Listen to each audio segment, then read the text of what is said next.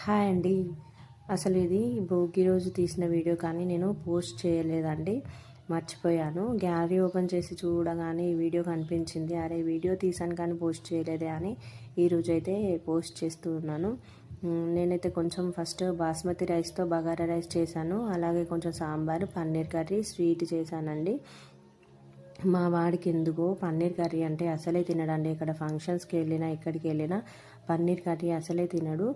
వాడి కోసమని కొంచెం సాంబార్ అయితే చేశాను, కానీ ఫస్ట్ కొంచెం పన్నీర్ కర్రీతో తినిపిస్తాము, టేస్ట్ చూసి ఎలా ఉందంటాడో అని నేనైతే పన్నీర్ కర్రీతో వాడికైతే తినిపిద్దామని. వాడికి పన్నీర్ అని చెప్పలేదండి, ఆలుగడ్డ కర్రీ అని చెప్పాను.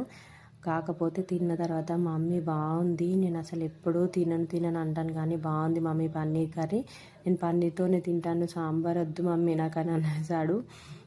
చాలా బాగా నచ్చింది. మీరు కూడా మీ పిల్లలకి ఎప్పుడైనా ఇలా నచ్చని కర్రీస్ వేరే కర్రీ అని చెప్పి తినిపించారా? అలా తినిపించే ఉంటే ఒక కామెంట్ చేయండి ప్లీజ్. నా ఛానల్ని సబ్స్క్రైబ్ చేయండి.